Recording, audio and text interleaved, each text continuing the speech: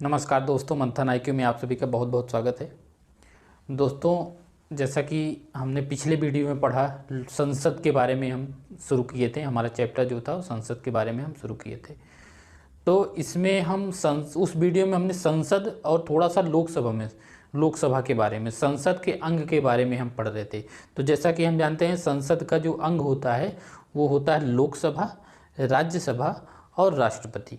लोकसभा और राज्यसभा मिलके विधायिका और जो राष्ट्रपति होता है वो कार्यपालिका, यानी कि जो संसद बनती है वो विधायिका और कार्यपालिका से मिलकर के बनती है, जैसा कि हमने पिछले वीडियो में विस्तार से समझा था। तो जो लोकसभा के बाद जो अगला सदन है वो है राज्यसभा। इस वीडियो में हम राज्यसभा के बारे में पढ़ेंगे। तो राज्यसभा को काउंसिल ऑफ स्टेट्स बोला जाता है। जिस प्रकार से लोकसभा लोगों का प्रतिनिधित्व करती है, ठीक उसी प्रकार राज्यसभा राज्यों का प्रतिनिधित्व करती है। जो हमारे यहाँ राज्य हैं उसका प्रतिनिधित्व करती है।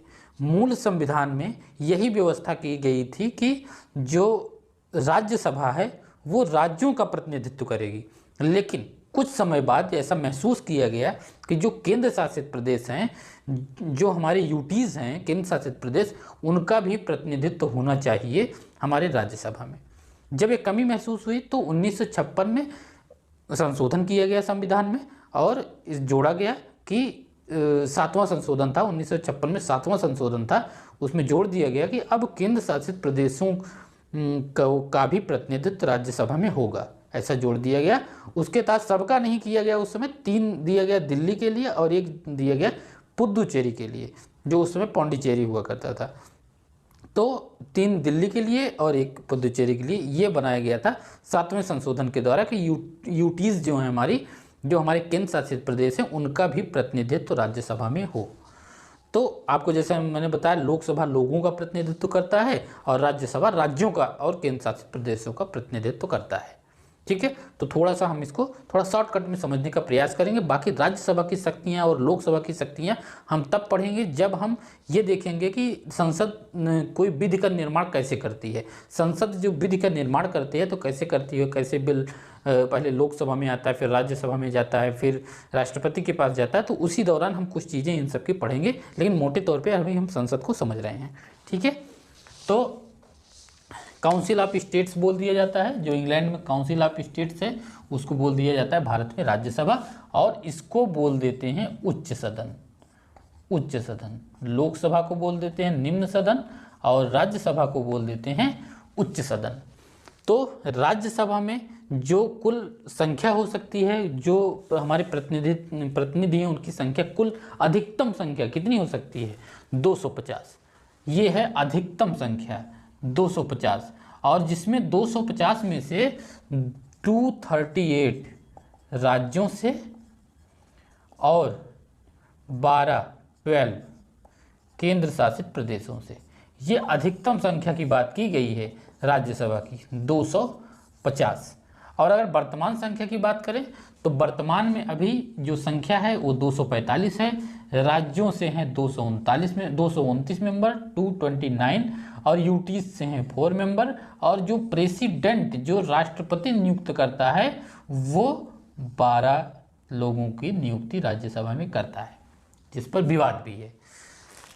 कुछ लोगों का मानना है, कुछ लोग कहते हैं कि अगर राज्यसभा राज्यों का प्रतिनिधित्व करता है तो इसमें केंद्र सरकार का क्या काम? राष्ट्रपति तो केंद्र सरकार का ही होता है, और केंद्र शासित जो प्रदेश होते हैं वो भी केंद्र के अंदर में है। तो उनके जो प्रतिनिधि हुए, चाहे वो यूटीज़ के हों, यूनियन टेरिटरी के हों, केंद्र शासित प्रदेश के हों, और जो राष्ट्रपति नियुक्त करता है 12 लोगों को, ये तो केंद्र के ही सदस्य हुए। तो राज्यों का प्रतिनिधित्व ये कहाँ कर रहे हैं? तो इस पर कुछ लोग सवाल भी उठाते हैं कि ये राज्यों का केवल प्रतिनिधि नहीं है। अगर राज्यों का प्रतिनिधि है राज्यसभा, तो ये 12 लोग केंद्र से और 4 लोग जो केंद्र शासित प्रदेश के हैं, क्योंकि केंद्र शासित प्रदेश पर केंद्र का ही आधिपत्य रहता है, तो ये 16 लोग निरर्थक नियुक्त किए गए हैं।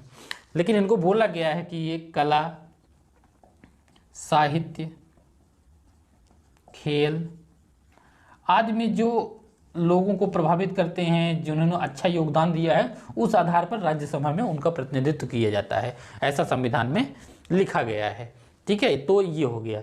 और इसमें राज्यसभा किस संविधान आर्टिकल में, संविधान के किस आर्टिकल में इसकी बात की गई है? आर्टिकल 80 अनुच्छेद 80 में बात की गई है राज्यसभा की। और केंद्र जो हमारी लोकसभा है उसमें बात की गई है 81 की। ठीक है, आर्टिकल नंबर 81 में, और इसमें बात किया गया है 80, राज्यसभा की बात 80 आर्टिकल नंबर 80 में की गई है। अब अगर उत्पत्ति की बात करें तो राज्यसभा का विचार कहाँ से आया था? तो 1918 में 1919 में एक मॉन्टेग्यू चेम्सफोर्ड सुधार लाया गया था। जब हम इतिहास पढ़ेंगे, इतिहास पढ़ ही रहे हैं मॉडर्न हिस्ट्री, उसमें जब मॉन्टेग्यू चेम्सफोर्ड सुधार पढ़ेंगे तो इसको देखेंगे। उस मॉन्टेग्यू चेम्सफोर्ड सुधार में ऐसा बोला गया था कि जो विधायिका होगी वो द्विसदनी होगी, 2 पार्ट होंगे, 2 सदन होंगे, उसमें 2 हाउस होंगे। तो जो उसका ऊपरी सदन था, जो राज्य विधानसभा था, उसको मान लिया गया, ऐसा मान लेते हैं उस समय जो राज्य विधानसभा बनाया गया था राज्यों के लिए, उसी को इस समय राज्यसभा का दर्जा दिया गया है। तो इसकी उत्पत्ति जो द्विसदनी व्यवस्था की थी, यही मॉन्टेग्यू चेम्सफोर्ड सुधार से, ऐसा कुछ लोग मानते हैं। ठीक है, बाकी संविधान के भाग 4 में इसका वर्णन है।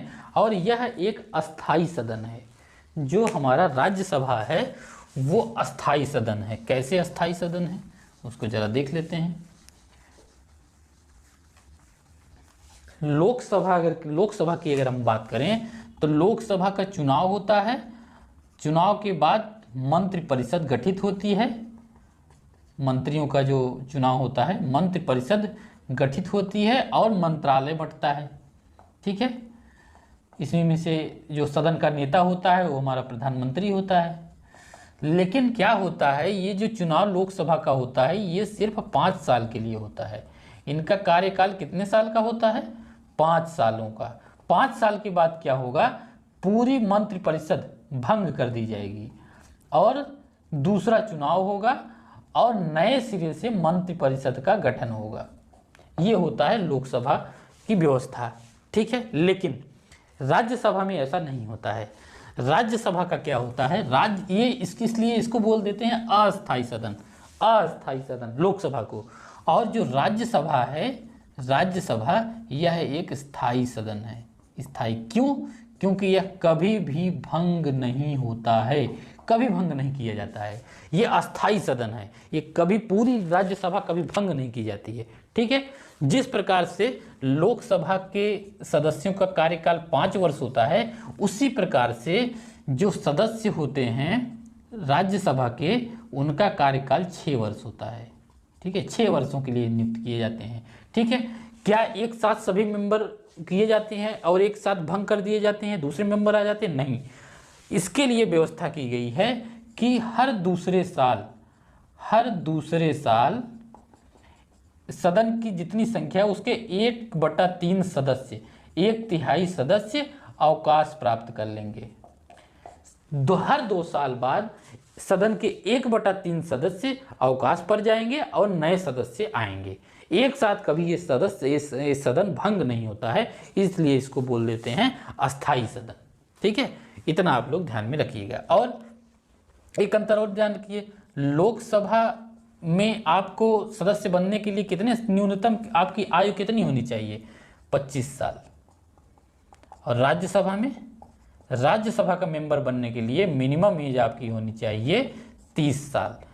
इसको भी आप लोग ध्यान में रखिएगा, परीक्षा में कभी कभी आ जाता है। ठीक है, और जो अगली बात ध्यान देने योग्य है वो है कि लोकसभा का जो सभापति होता है वह होता है स्पीकर, और ये चुना जाता है, ये सदन से ही चुना जाता है, और अमूमन या जिस पार्टी की सरकार बनती है उसी पार्टी का होता है जो स्पीकर होता है। ठीक, और जो राज्यसभा होती है, राज्यसभा का जो सभापति होता है वो कौन होता है? जो भारत का उपराष्ट्रपति होगा वही राज्यसभा का पदेन सभापति भी होगा। ठीक है, वो उपराष्ट्रपति जो भारत का होता है वही इसका सभापति होता है। ठीक, उपराष्ट्रपति। लेकिन अगर सवाल आ जाए क्या उपराष्ट्रपति राज्यसभा का भाग होता है, तो उत्तर है नहीं, राज्यसभा का भाग नहीं है उपराष्ट्रपति, लेकिन उपराष्ट्रपति राज्यसभा का सभापति है, उसको अतिरिक्त प्रभार दिया गया है। जो भी भारत का उपराष्ट्रपति होगा उसको राज्यसभा का सभापति का दर्जा मिल जाएगा, लेकिन वो भाग नहीं होता है राज्यसभा का, इतना आप लोग ध्यान दीजिएगा। और जो हमारा लोकसभा का स्पीकर होता है वो भाग होता है संसद का, ठीक है। ये हमारा राज्यसभा का पार्ट उपराष्ट्रपति नहीं होता है, इतना आप लोग ध्यान दीजिएगा। सभापति के अलावा एक उपसभापति भी होता है, उपसभापति भी होता है, जो उपसभापति होता है ये राज्यसभा का पार्ट होता है। और इसकी अनुपस्थिति में जब उपराष्ट्रपति नहीं है तो जो उपसभापति है यही सभापति की भी भूमिका का निर्वाह करेगा, उसकी सारी शक्तियां उस समय उतने समय के लिए उपसभापति के पास आ जाएगी, ठीक है। ये रहा, इसको आप लोग थोड़ा सा ध्यान में रखिएगा, ठीक है। अब हमने बताया कि इसकी कुछ लोग आलोचना भी करते हैं कि ये इसमें राज्यों का तो प्रतिनिधित्व है, लेकिन जो 12 सदस्यों की नियुक्ति राष्ट्रपति करता है, क्योंकि राष्ट्रपति जो होता है प्रेसिडेंट, वो किसका है, केंद्र का प्रतिनिधि है, केंद्र सरकार का ही इस पर प्रतिनिधित्व रहता है इस पर ज़्यादा। तो 12 सदस्य ये हो गए और 4 केंद्र शासित प्रदेश के हो गए, तो ये 16 सदस्य ऐसा माना जाता है केंद्र के ही मेंबर हैं, इसलिए राज्यों का सदन नहीं है, इसमें लोगों का भी, इसमें केंद्र का भी हाथ है, तो ऐसा माना जाता है। तो कुछ लोग इसकी आलोचना भी कर देते हैं, इसको भी ध्यान में अपने आप रखिएगा आप लोग, ठीक है। अब इसके निर्वाचन की बात कर लेते हैं। जैसे डायरेक्ट निर्वाचन होता है लोकसभा का, लोकसभा में डायरेक्ट जनता वोट देती है, लेकिन राज्यसभा में ऐसा नहीं होता है। राज्यसभा में जो चुनाव होता है वो डायरेक्ट नहीं होता, इनडायरेक्ट होता है, ठीक है। और किसमें बताया गया है, संविधान में ये बताया गया है कि राज्यसभा का जो चुनाव होगा उसको कौन तय करेगा, उसकी विधि, उसके जो भी उसके नियम कानून होंगे कौन तय करेगा, संसद। तो संसद ने ही एक जनप्रतिनिधित्व अधिनियम, जो हमने बताया था, जनप्रतिनिधित्व अधिनियम बनाया था 1950 में। इसके तहत तय किया कि जो राज्यसभा का चुनाव होगा, राज्यसभा का चुनाव किस विधि के द्वारा होगा, इसको ध्यान में रखिएगा, आनुपातिक प्रतिनिधित्व, आनुपातिक प्रतिनिधित्व के एकल संक्रमणीय सिद्धांत के आधार पर होगा, ठीक। अब देख लेते हैं आनुपातिक प्रतिनिधित्व की एकल संक्रमणीय सिद्धांत क्या होता है। ये जो सिद्धांत है दोस्तों, ये काफ़ी चर्चित सिद्धांत है, काफ़ी न्यायपूर्ण सिद्धांत माना जाता है। फर्स्ट पास्ट द पोस्ट जो लोकसभा में होता है, ऐसा सिस्टम इसमें नहीं है। इसका थोड़ा सा प्रतिनिधि मूलक माना जाता है कि इसको ठीक माना जाता है आनुपातिक प्रतिनिधित्व के एकल संक्रमणीय सिद्धांत के द्वारा। अब ये क्या होता है एकल संक्रमणीय सिद्धांत? आनुपातिक प्रतिनिधित्व क्या होता है? आनुपातिक प्रतिनिधित्व होता है दोस्तों, जैसे राज्यसभा में, जैसा हमने बताया कि हर 2 साल में 1/3 सीटें खाली होती रहती हैं, और 1/3 सीटें जो खाली होती हैं उनको एकल संक्रमणीय आनुपातिक प्रतिनिधित्व के सिद्धांत के अनुसार उनको भरा जाता है। तो जितनी सीटें खाली हैं उनको कैसे भरा जाएगा, उनका चुनाव कैसे होगा, तो इसका देखिए, जो कुल वैध मत हैं, कुल वैध मत, ठीक है, जितने भी मत हैं, कौन भाग लेगा इसमें? राज्य विधान सभा भाग लेगी इसके चुनाव में, ठीक है।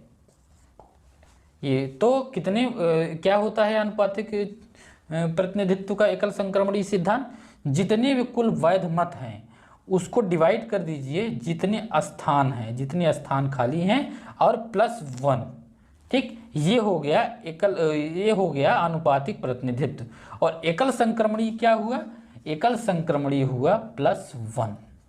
यही हो गया आनुपातिक प्रतिनिधित्व की एकल संक्रमणीय सिद्धांत।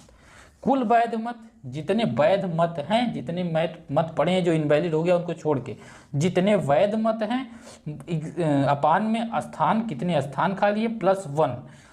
उसके बाद +1 इज इक्वल टू आनुपातिक प्रतिनिधित्व की एकल संक्रमणीय। मान लीजिए एक स्थान खाली है, एक स्थान भरना है, तो कैसे होगा? एक स्थान भरना है और कुल वोट है 100, तो कैसे होगा? देखिए कुल वैध मत आया कितना? 100, स्थान कितना खाली है? 1 +1, उसके बाद +1 यहाँ पे इज इक्वल टू आनुपातिक प्रतिनिधित्व, तो 100/2 +1, मतलब ये हो गया 100/2 50 +1 इज इक्वल टू 51। यानी कि जिसके अंडर में जो 51 वोट पाएगा वही इसके लायक, वही राज्यसभा का सदस्य बन सकता है। ये हो गया आनुपातिक प्रतिनिधित्व का एकल संक्रमणीय सिद्धांत। ठीक, इसको आप लोग ध्यान में रखिएगा। इसी के आधार पर राष्ट्रपति और उपराष्ट्रपति का जो भारत में चुनाव होता है, राष्ट्रपति एवं उपराष्ट्रपति, ऐसे ही जो होता है आनुपातिक प्रतिनिधित्व की एकल संक्रमणीय सिद्धांत के आधार पर राष्ट्रपति और उपराष्ट्रपति का भी चुनाव होता है। काफ़ी प्रतिनिधि मूलक माना जाता है ये सिद्धांत, तो इसको भी आप लोग ध्यान में रखिएगा। बाकी देख लेते हैं कि किस प्रकार से सीटों का बंटवारा किया गया है राज्यसभा में, किस राज्य को कितनी सीट मिले, किस राज्य की कितने प्रतिनिधि बैठेंगे राज्यसभा में, किस आधार पर तय किया गया है, इसको देख लेते हैं। तो जो हमारा जनप्रतिनिधित्व अधिनियम है उसमें क्या तय किया गया कि जिस राज्य की जनसंख्या के आधार पर किया गया, जबकि अगर हम अमेरिका, यूएसए और ऑस्ट्रेलिया की बात की जाए तो यहाँ पर समानता की बात की गई है, समानता के आधार पर होगा। लेकिन भारत में समानता के आधार पर नहीं, भारत में जनसंख्या का आधार बनाया गया, भारत में जनसंख्या आधार बनाया गया। और क्या बोला गया कि जो प्रथम 50 लाख जनसंख्या होगी, प्रथम 50 लाख जनसंख्या होगी, उसमें क्या किया जाएगा? हर 10 लाख पर एक सदस्य। ठीक, जो जिस राज्य की प्रथम 50 लाख जनसंख्या जो है, इस पर हर 10 लाख जनसंख्या पर एक राज्यसभा का सदस्य नियुक्त किया जाएगा। यानी कि 50 लाख पर 5 सदस्य नियुक्त किया जाएगा। ठीक है, अब अगर किसी राज्य की 50 लाख जनसंख्या से ज़्यादा है तो इसमें क्या हुआ? जिस प्रथम 50 लाख तक हर 10 लाख पे एक, लेकिन अगर 50 लाख से ज़्यादा है तो क्या होगा?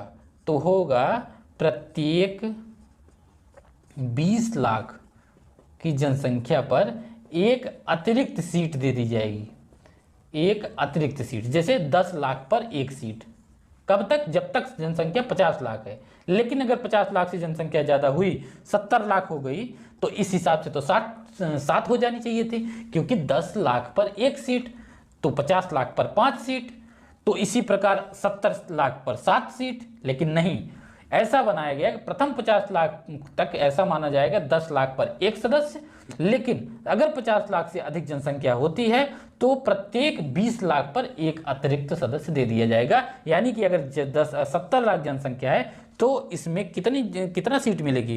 प्रथम 50 लाख पर तो 5 हो जाएगी, उसके बाद एक 20 लाख बचता है, तो 20 लाख पर एक, 20 लाख पर एक, तो टोटल हो जाएगी 6, तो उसको 6 मिलेगा। अगर जनसंख्या 90 लाख है, अगर जनसंख्या 90 लाख है तो इसमें क्या होगा? 50 + 20 + 20।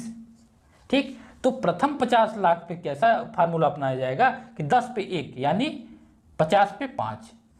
उसके बाद जो भी 50 लाख से ज़्यादा है तो प्रत्येक 20 लाख पर एक, प्रत्येक 20 लाख पर एक, तो कितना हो गया? 5 2 7। अगर 90 लाख जनसंख्या है तो 7 सीट हो जाएगी। और अगर ये आधार बनाया गया होता तो 90 लाख पे 9 सीट हो जाती। ठीक है, तो इसको जरा आप लोग ध्यान दीजिएगा कि प्रथम 50 लाख तक 10 लाख पर एक, 50 लाख से ऊपर जनसंख्या जैसे होती है तो 20 लाख पर एक, ये फार्मूला अपनाया गया है राज्यसभा में। जो सदस्य नियुक्त किए जाते हैं उनका, राज्यों का किस प्रकार से कितनी सीटें किस राज्य की होंगी। तो इसमें हम देखते हैं बाकी जो राज्यसभा का कार्य है दोस्तों, राज्यसभा का कार्य जैसे कुछ बिल होते हैं जो राज्यसभा में ही पेश किए जाते हैं, और कुछ बिल ऐसे होते हैं जो केंद्र लोकसभा में पेश किए जाते हैं, फिर राज्यसभा में दिए जाते हैं, फिर राज्यसभा अगर पास नहीं करती है तो लोकसभा में फिर संशोधन किया जाएगा, फिर भेजा जाएगा राज्यसभा में। तो ये सारी शक्तियाँ जब हम बिल पढ़ रहे होंगे, संसद का जब नियम बनाने की आर्टिकल जो अनुच्छेद में संशोधन करती है, संशोधन के क्रम में हम ये चीज़ समझेंगे लोकसभा और राज्यसभा की क्या शक्तियां हैं। ठीक है, तो उस समय हम देखेंगे कि जो लोकसभा में स्पीकर बैठता है उसकी क्या शक्तियां हैं, और जो ये उपराष्ट्रपति हैं इसकी क्या शक्तियां हैं, ये सब सारी चीज़ें हम अगले वीडियो में देखेंगे। ये वीडियो मुख्यतः राज्यसभा को समझने का था। आप लोग, आशा करता हूँ राज्यसभा को आप लोग अच्छे से समझ गए होंगे। अगर इतनी सारी चीज़ें आपको पता हैं तो आपका काम आराम से एग्जाम में चल जाएगा। ठीक है, तो कमेंट करके बताइएगा दोस्तों ये वीडियो आप लोगों को कैसा लगा, और दोस्तों अगर उपयोगी लगा करे वीडियो तो शेयर कर दिया करिए और सब्सक्राइब भी कर लिया करिए, और अगर अच्छा लगे तो लाइक भी कर दिया करिए। इससे क्या होगा कि जैसे जैसे परिवार की संख्या बढ़ती जाएगी मंथन IQ की, वैसे हमारा भी मनोबल बढ़ेगा, तो हम